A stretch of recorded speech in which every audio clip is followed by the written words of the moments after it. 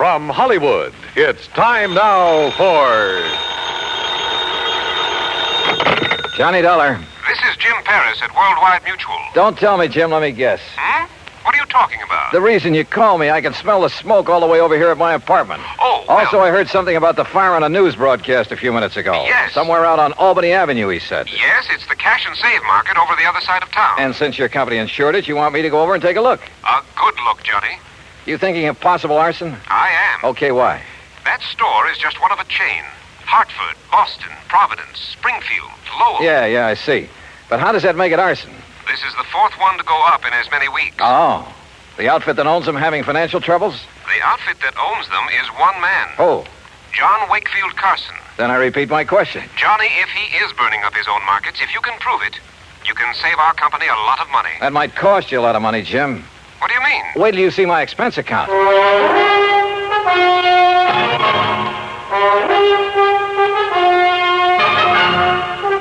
Bob Bailey in the exciting adventures of the man with the action-packed expense account. America's fabulous freelance insurance investigator. Yours truly, Johnny Dollar.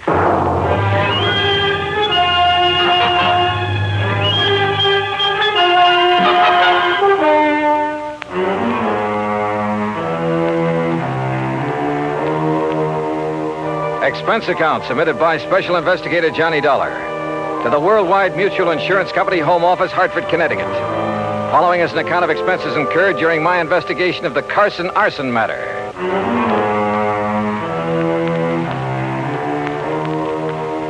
Expense account item 1, $1.25 for a taxi from my apartment to the offices of Worldwide, where I hoped Jim Paris could give me a little more to go on. He did. Very little.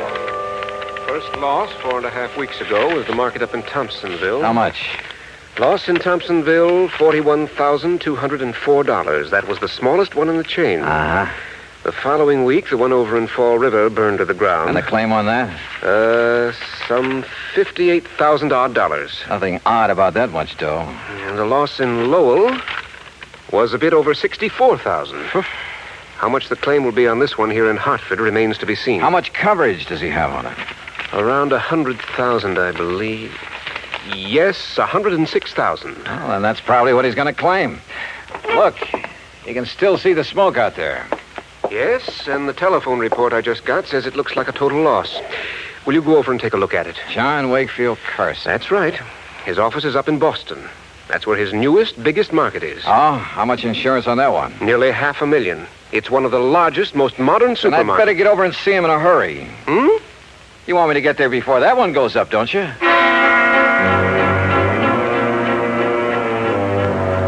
Expense account item 2, $450 for a cab to the scene of the fire way out on Albany Road. 3 or 4 fire companies were hard at it. But it was easy to see there wasn't a chance of saving much.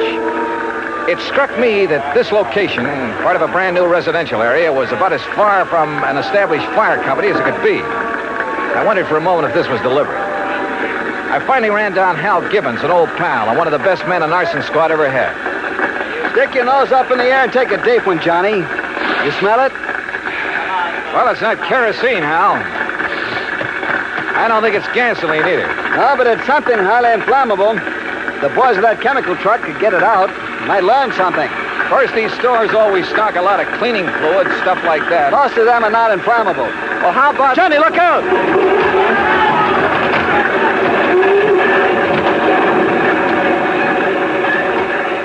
Golly. Hey, maybe we better move back a ways. Yeah.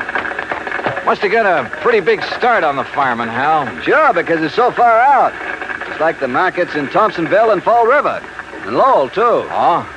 Kind of makes you wonder, doesn't it? At this point, I'm more than just wondering, Johnny. Have you come up with anything? Those other towns are out of my bailiwick, but I know all the boys in the departments. Have they come up with anything? No, and that's why I feel I've got to get the first lead, if there is one, right here. Has old man Carson showed up? No, not during any of the fires. He just sits calmly in his office in Boston, mutters something philosophical about the vagaries of fortune, and lets you go at that. And files a big fat insurance claim. I think I want to see that guy, Carson. I don't think it'll do you any good, but go to it. Know anything about his financial situation? He's loaded. Multi-millionaire. And boy, what a queer one. What's that mean? A regular nut. Always quoting Shakespeare, the Bible, poetry, but a good businessman. You sure he hasn't got some big investment, something like that went bad on him recently? I'm sure. There has to be some reason. Get back, I tell you. You gotta stay back of the line. Want to keep your job? You tell your chief I'm here, and I want to know why this fire got out of hand. Well, who's that? Now, look, miss, I got orders. Don't choke on them. It's all right, Jerry. I'll take care of her. Whatever you say, Mr. Gibbons, but I got It's orders. okay. Well, Miss Carson, it looks like you're losing another market. The fourth one and a little over a... Say, don't I know you? I'm afraid I haven't had the pleasure. Miss Margaret Carson, this is Johnny Dollar. The insurance investigator. Good. Now maybe we'll get somewhere. Oh, this is... Walter. Walter! Yes, Margaret? I can't say, Mr. Dollar. Walter Smitten. Smitten? Hello, Walter. Mr. Gibbons? Walter handles the legal end of things for Dad. Oh, I see. Next president of the company, Walter? I? In the grocery business? Oh, no, sir, thank you. The legal end is enough for me. Well, what do you think about these fires? 4 in a row. Well, if I were you, Mr. Dollar, I'd suspect arson. Oh, Walter, for heaven's sake. Why, Walter? Someone trying to put Mr. Carson out of business, something like that. Put Father out of business with a couple of fires? Oh, Miss Carson... come on, Walter. We've seen all we need to make the final report to Dad. Goodbye, Mr. Dollar. Harold. Yeah. See ya. Like a motive, Johnny? That Walter character? If he marries Margaret Carson, then he doesn't seem to like the grocery business. Yeah. But if he could get the money from it. Yeah. I see what you mean.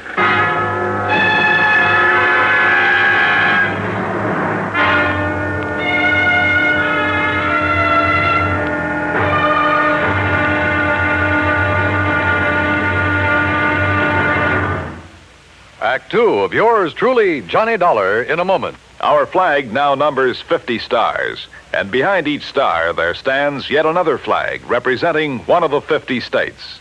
South Dakota's state flag was inspired by a song. South Dakota is the Sunshine State. A stenographer named Ida Anding designed the flag with a sky blue background and a blazing sun in the center, and the words, South Dakota, the Sunshine State, in gold around the sun.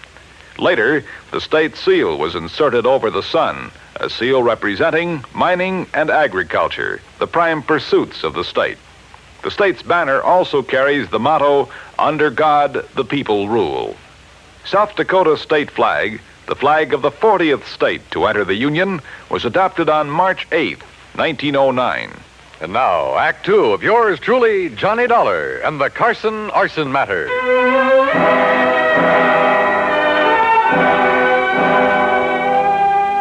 Expense account item 3, 20 cents, phone call from a booth near the scene of the fire. I wanted more information from Jim Paris at Worldwide Mutual. Information about the policies covering the 13 cash and save markets, 4 of which had recently gone up in flames. I waited in the phone booth until Jim called me back.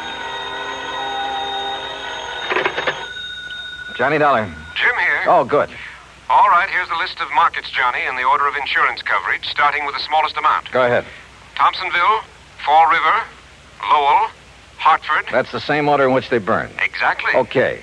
Which remaining store has the next biggest coverage? Salem. Okay, I'll start with Salem. What are you thinking of, Johnny? It's just a hunch, Jim, but... Well, I'll call you later.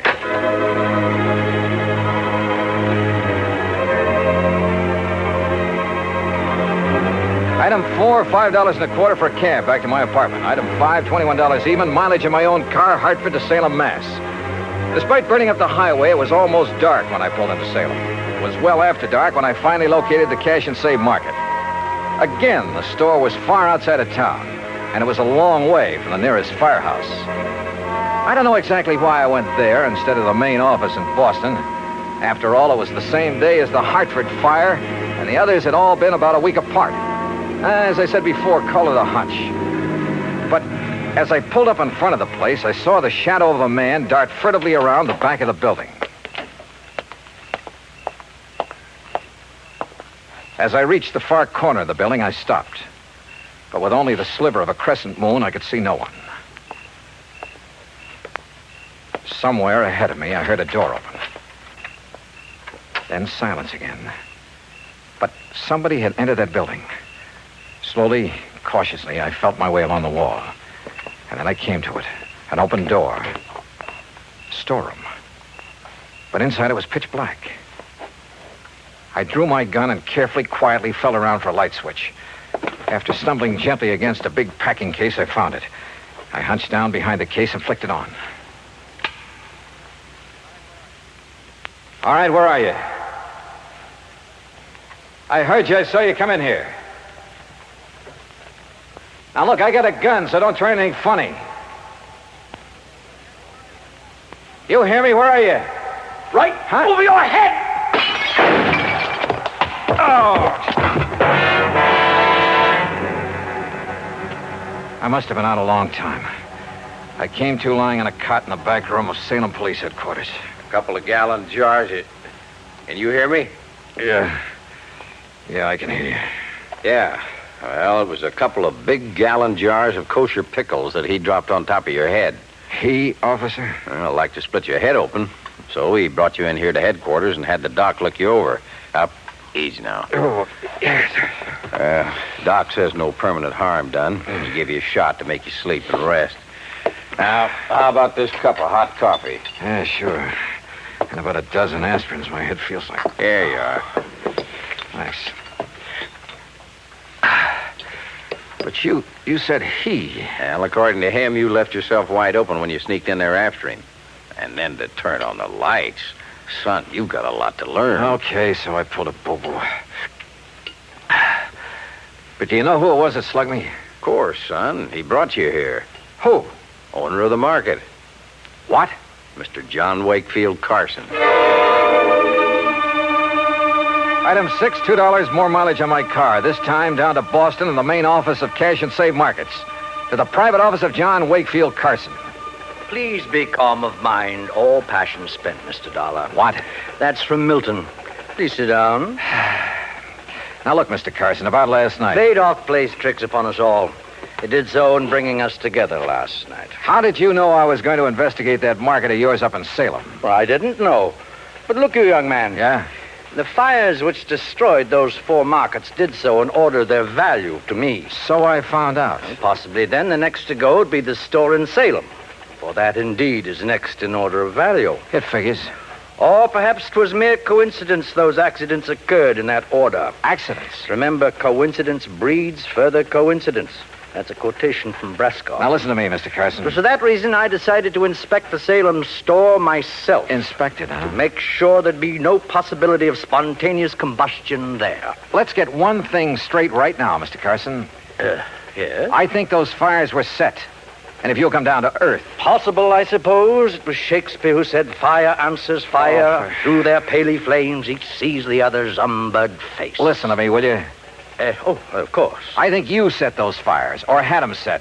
By Mr. I Dollar. think you were going to burn down the store in Salem until I came along. Well, when I saw you there, I thought that was your intent. Oh, sure. All right, tell me this. What do you plan to do with the insurance money, if you get it? Rebuild? Bigger and better stores where the old ones stood? Oh, no. Or did you find out you hadn't made them big and modern enough for those real estate developments where they were located and decided the cheapest way for you to do? No. To build again where tragic dealt the fates. Forget the fancy quotes and answer my question. Shakespeare said, you tread upon my patience, sir. Look. It's most enough to make a deacon swear. That's by James Russell. Mr. Carson. What disposition of the funds I choose to make is mine alone to settle. And from my heart. Carson? Enough. I've had enough of this. Now be on your way. No, wait a minute. Be gone, Dollar. And irk me now no more. No, you wait. From your heart, you said. Now I have said enough. Henceforth, my lips are sealed. Okay. But you know something? I think you've told me who might have set those fires. And if you'll answer me just one more question. No? Okay, we'll see.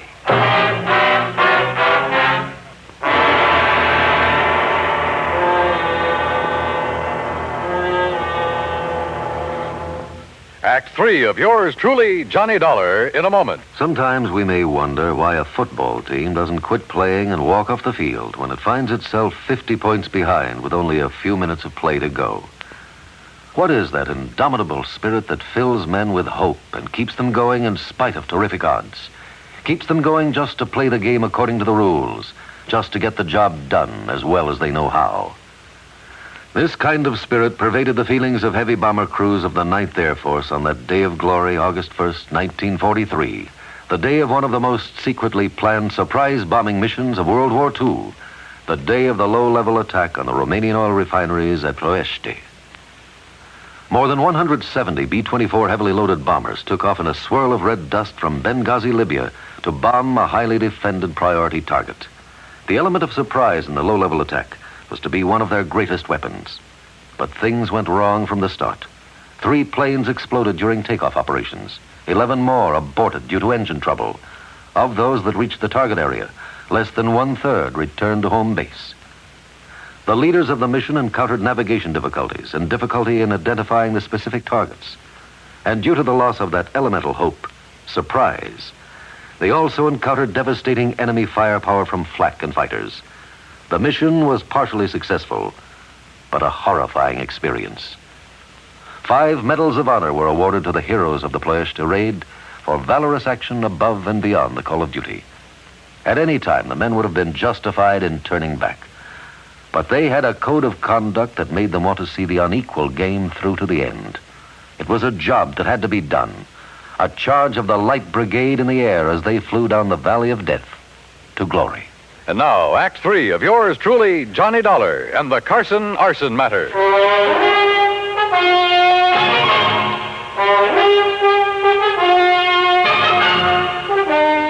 Expense account item 780 cents, phone call to Hal Gibbons and the arson squad back in Hartford.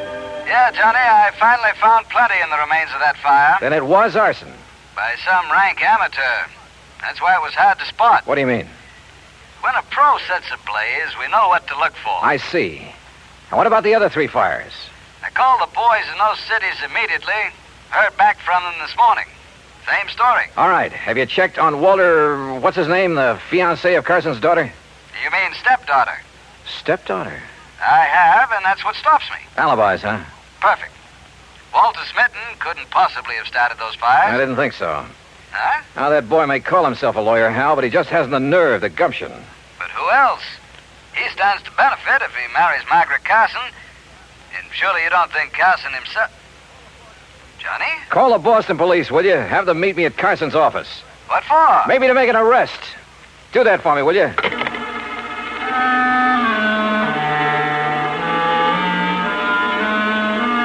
Hunch? Maybe it was more than a hunch now.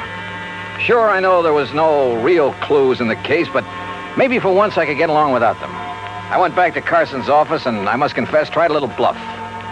Court? You'd hail me into court? That's right. Unless you open up and tell me what I want to know. Very well. Speak to me as to thy thinkings, as thou dost. And you can forget the quotations. Walter Smitten is your lawyer, isn't he? A timid but an eager lad who saved me many a fall. You like him? Like a son. I would he were my son. Or as the Bible says, a wise son maketh a happy... All right. Oh, yes. You have a stepdaughter, Margaret. Alas, I have. Okay. Now, who is to get the insurance money you may collect? Well, that, sir, is none of your concern. You going to talk now, Mr. Carson, but or it's in a court? Family matter. Who gets it? I pledged to my wife before she died that Margaret would have all monies from any profit, any monetary gain of any kind, of any of my ventures. That would include the insurance money. I see. That, Mr. Dollar, was my pledge, and oh, how I have rued it. Why do you say that? She's not of my blood, Mr. Dollar. She has no soul for art or poetry. And since she's come of age, she's made so many demands upon me. Money, that's all she thinks of. And like Walter, she's so bold, aggressive, headstrong. Were it not for Walter, I'd mistrust her every move. But if he's in love with her? Because she demands he be. And why? So she can use his legal guidance in her fight to take this business away from me. All right, Mr. Carson. I haven't notified the authorities yet, but I found proof that Margaret is the one who started those fires. You what? And you've just told me why. Because the money would go to her. Oh, Mr. Dollar, I'm glad. I've suspected, yes, but because of family honor. No, I'm glad you have proof. At long last, it will take this millstone from about my neck. Proof, huh? Margaret. Well, Dollar, you'll never live to tell the authorities. Margaret, that gun. Unless you'd like to make a deal, Johnny.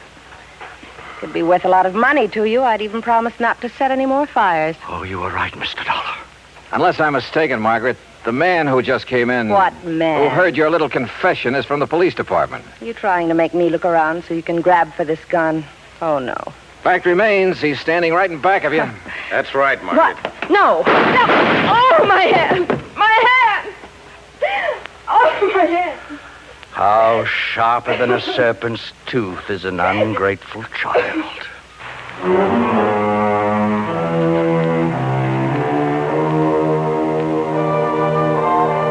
Yeah, the company will have to pay on those 4 markets. And the courts will have to take care of Margaret. I'm sure they will. And next time, well, give me something clean to work on, will you? I hate this kind of stuff. Expense account total, including the trip home, $56.90. Yours truly, Johnny Dollar.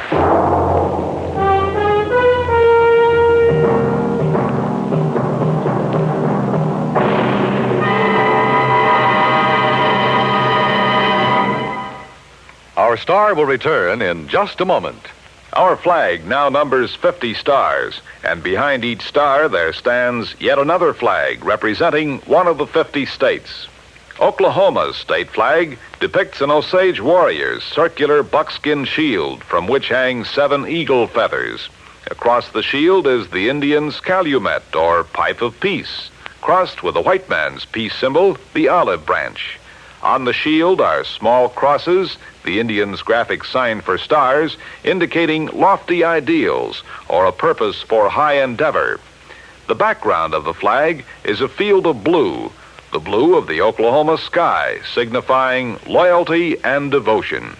The important symbols, however, are the calumet and the olive branch. These override the shield, the symbol of war, and bespeak a predominant love of peace by a united people. Oklahoma's state flag, the flag of the 46th state to enter the Union, was adopted on April 2nd, 1925. Now, here's our star to tell you about next week's story. Next week, the Rolling Stone matter. Remember that old saying about a rolling stone? Well, it applies here, with a vengeance. Join us, won't you? Yours truly, Johnny Dollar.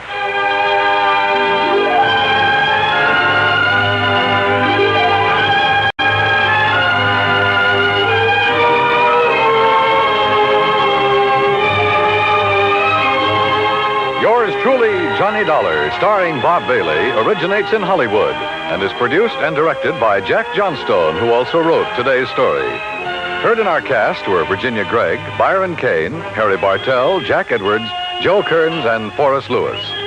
Be sure to join us next week, same time and station, for another exciting story of yours truly, Johnny Dollar.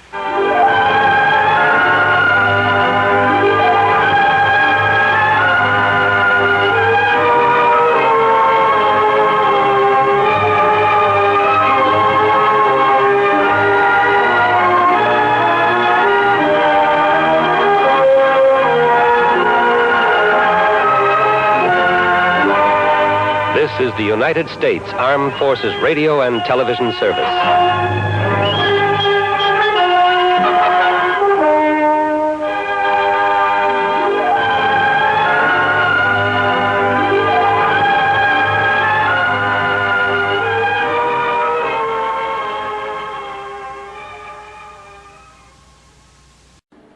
Would you like a shout out? Leave a comment in the section below. Tell me who you want to shout out to, who you want to shout out from, and we'll get it up here for you. Hey, we want to say thanks for tuning in. Please like and subscribe so you don't miss any. You got a lot more of these up there. Go check them out under the playlist. Leave us a comment. Tell us what you want to see, what you think, and we'll see you next time.